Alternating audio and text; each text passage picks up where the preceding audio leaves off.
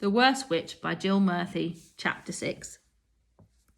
Halloween was celebrated each year in the ruins of an old castle quite near the school. The special fires were lit at sunset, and by dark all the witches and wizards had assembled.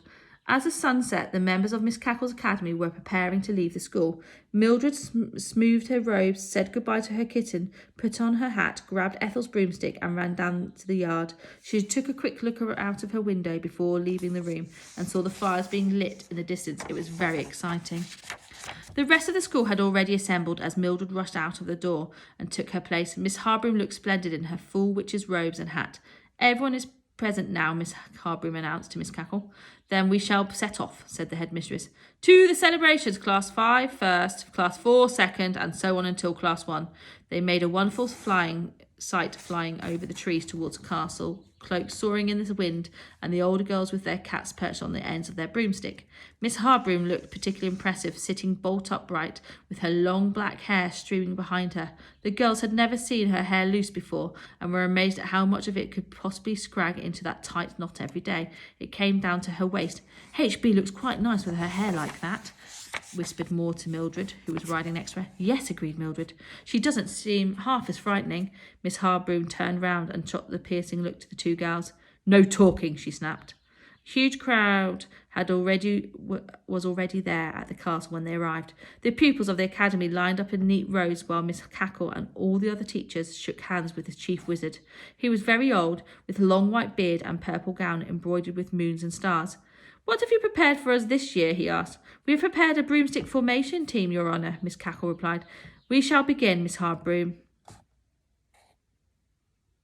Miss Harbroom clapped her hands, and the girls lined up with Ethel at the front. You may begin, said Miss Harbroom. Ethel rose perfectly into the air, followed by the rest of the class. First they made a line, sinking and rising, which received great applause.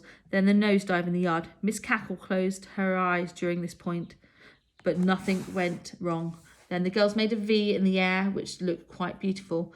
Your girls are getting better each year, remarked a young witch to Miss Harbroom, who smiled. Last of all came the circle, which was quite the easiest part. All over soon, whispered Maud, arranging her broomstick in front of Mildred. As soon as they had formed the circle, Mildred knew that something was the matter with her broomstick. It started to rock about and seemed to be trying to throw her off balance. Maud, she cried to her friend, there's something, but before Mildred could say anything more, the broomstick gave a violent kick like a bucking bronco, and she fell off, grabbing at Maud as she fell.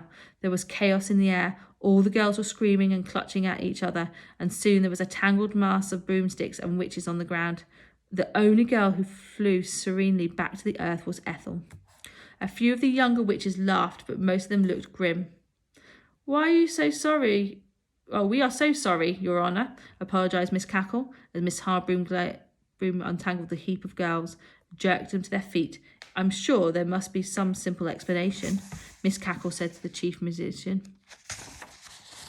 Sternly, your pupils are the witches of the future. I shudder to think what the future will be like.